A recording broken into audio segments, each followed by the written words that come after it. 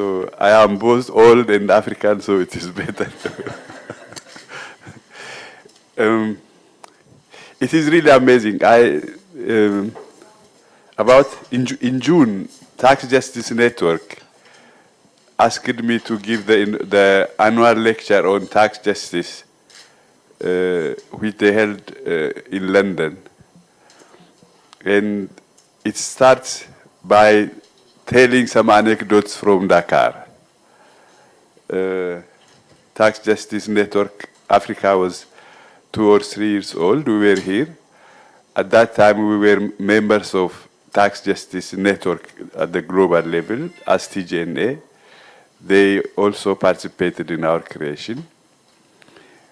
Actually, what was happening then was they were telling us, you are a reputational risk. You have no idea about tax justice. You should not speak at any meetings about tax justice because we have very reputable tax experts who are working for us, and you will just Africanize tax. That is almost what they were saying.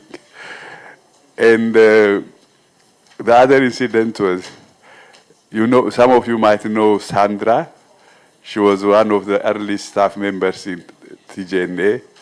She very timidly suggested if some of the publications of Tax Justice Network could be translated into vernacular African languages. And the then boss of TJN said, I'm not interested in what happens in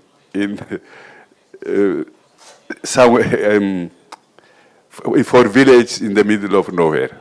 Why did this happen? That is the most important thing for this story. The initiative to create Tax Justice Network Africa came from Europe. Tax Justice Network was created about around 2003, and they had published Tax as What You Can, a sort of manifesto, now to expand globally. So we were approached. At that time, I was working for Christian Aid, who was also one of the funders of Tax Justice Network Africa. There was the African Social Forum, the World Social Forum was taking place in Nairobi, and the Tax Justice Network had a research conference. That was where the foundation was laid for the creation of TJNA, and which was then also created eventually. So, as long as we were ready to take them as our babysitters, as long as we were ready to take orders, they were fine with it. The moment we started talking on our own behalf, wanted to be an African institution, that is when things went wrong. Speaking for Africa, that is what they claimed. It's not about speaking about Africa, it is speaking for Africa, the claim. And then the other one was, if I don't lead it, I will destroy it. So it was our struggle to be independent, institutionally, policy-wise, that has created the rift. If these guys are left, it was a very small, at the beginning, it was really a small initiative. I remember the person we first hired was called Alvin Mosioma, and it was half-time capacity, because with the other half, he was working for another organization. It became half-time because we didn't have the resources to pay, to hire a full-time person. So you see this progress. I don't need to go into the details. From half-time, even you have seen the crew he was introducing right now. This is also a reflection of how far things have gone. So the other things I will leave for now. The second thing is we really started not in a favorable policy environment, I would say. Why? Because it has been inculcated into us that Africa is poor. Africa lives on the life support of the money it gets from the north. You know, when we started the awareness-raising meetings, we used to ask two questions. What do you think, Africa getting more money from the south, from the north, or losing more money? Invariably, the answer is, we are poor, we are getting more money from them. The second one was, okay, even if you admit we might have more, get more money from the outside than we lose, who are the ones responsible for the loss? Corrupt African leaders. So it was the setting into which we entered to show the reversal of this narrative, that Africa, you know, researchers like Leonson Kudiman have shown Africa is a net creditor to the rest of the world.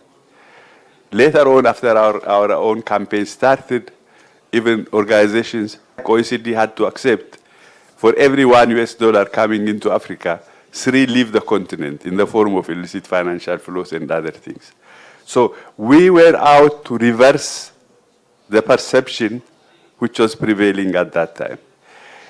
If you look at the type of NGOs around fiscal policy working, it was about budget monitoring, to see how budgets are allocated, if there is transparency, if it is accountability. So there was no awareness about the size of the national pie. It was about looking at the closest thing that comes to us was about the budget one, which shows the expenditure side, the justice in it and what. This is not to say that there were no economic justice movements in Africa. There was a debt justice movement, there was a trade justice movement, all this is there. But there was no organized policy around the issue of revenue, about its size, about the leakages from it and what. So that was a very important development we did, to bring in tax, to link it up with other resource issues. And as I said, not about condoning corruption, but also to really show the extent of, you know, I get sometimes irritated when this corruption thing becomes the #1 issue. And you might remember on the first day I lost my temper, I think, and said, these guys, they want us to focus on pickpockets and ignore the robbers. That is really an issue. It is not about condoning it, but it is really to bring it into perspective. So that was a very important development. The other one is Tax Justice Network Africa has managed not to make tax a niche issue. One of the moments that makes me very happy whenever I come to TJNA meetings is during the PAC, Pan-Africa. Then you see that the network has developed into being a convener of an issue in which multiple stakeholders, Pan-African institutions, government bodies, and all others congregate to discuss about illicit financial flows and the rest. This is a very big achievement. This is a very big achievement. We have to hold to this. To also have, I know there are some regional variations. We are not represented equally in the different parts of Africa. We still lack adhesion in French-speaking countries. But yet, to have a Pan-African network for a considerable length of time, which brings social movements, civil society together to discuss on Pan-African issues, is a very important thing. To be counterpart of Pan-African institutions is also a big achievement. The other most important thing from our own experience is, in terms of tax, globally, TJNA is now recognized as the speaker for Africa, as the African voice. We have not, there is no more opportunity, at least in this area, to let others speak for us.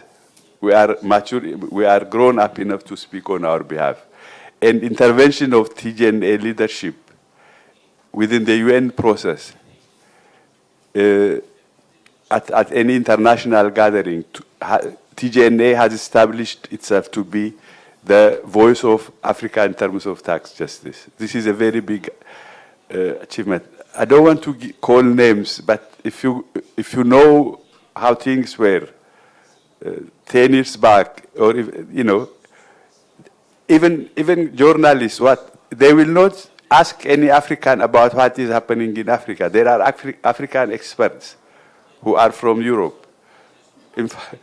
In fact, there is a joke in German: who is an expert? A German in Africa. So by definition, so reversing these things and becoming the mouthpiece of the voice of Africa in terms of tax justice, that has been a very important achievement, and it is established and recognized. There is no international civil society involving process in which TJNA will not be the first invitee to speak on behalf of the continent. This is a big achievement. So if I go to the second part, Alvin is scolding me, you are talking too long. It is always good to celebrate what has been achieved and to also reasonably articulate what should come ahead. So what are the two most important challenges for us to grow further and to consolidate our achievements? There are two things. I think the role of the international context and its implications for Africa is not yet well understood and analyzed. There is, some of the frustrations I had during the past meetings was most of the speakers emphasize about homegrown, homemade problems. I'm not saying these are not important, but they have to be addressed differently. For example, whatever any African government might do to improve its revenue situation, it is not possible to achieve a lot as long as the international context is not improved. It is not now to blame the rest of the world for our own challenges, but it is to say the situations are so interconnected that individual countries or Africa as a continent might not achieve a lot without considering the international context and without seeing some improvements at the international level. So bringing in the international dimension of tax is a very important issue. And for example, currently there is a negotiation under the auspices of the OECD to determine international tax rules and norms. Just to give an example, one of the things they are going to enact is to reduce to fix a global minimum tax for corporations to 15%. You know that in Africa, corporate income tax rates are 25 and above. So this thing might force our countries to raise to the minimum. And then there are a lot of things. I have no time to go into the details, but what I'm saying is this international norm setting, this international context affect the very fact that, even if corrupt African elite stash their money, it's not kept in Africa. Tax evaders and avoiders do not keep their money in Africa. They are interconnected with the international finance system and what. So for all these reasons, we need to bring the international context as well at the center of our analysis and policy work as well. The second most important thing for our future work is really to link, taxation is not an end in itself. It is for some purpose. Tax is not the only area in which injustices occur. So the very important thing for tax justice movements in Africa is to be part of other justice movements. It is a convergence of such justice movements that can bring a structural change which improves the other challenge of the continent as well. So being part of a broader social and economic justice movement is a very, it's not, without abandoning the core cause, the core agenda, it should be, TJNA should try to bring together or work together with the other justice movements. They are resource-based, climate justice, all these justice things should merge together. The third important thing, I think, is I tried to do this at the beginning, but it did not really follow up. It was not successfully followed up. What I mean is, Africa is, as a continent, a big thing. It is very difficult to always operate at the Pan-African level. So the way EATJN is trying to do it, to have not only country level, but also regional level networks, which can, it is then easier to coordinate 4 regions instead of trying to coordinate 52 regions, 52 countries. So the regional level, autonomous regional level development should also be considered. So let me go back to the beginning. I started by being Alvin's boss, and working for TJNA as chair for 8 or 9 years. I was deposed through a friendly and peaceful coup d'etat by my friend Michael Otieno, and went to be the Global Alliance chair. But then, unfortunately, instead of going into retirement, I went to being hired as executive director of the Tax Justice Network, and I ended up being the subordinate of Alvin. So now the circle has completed, but I have now 2 bosses from Africa, Jane and Alvin. And I have to say, I used to represent TJNA on the global board with Jane. It was this backing of TJNA which allowed us to go further and create the Global Alliance for Tax Justice.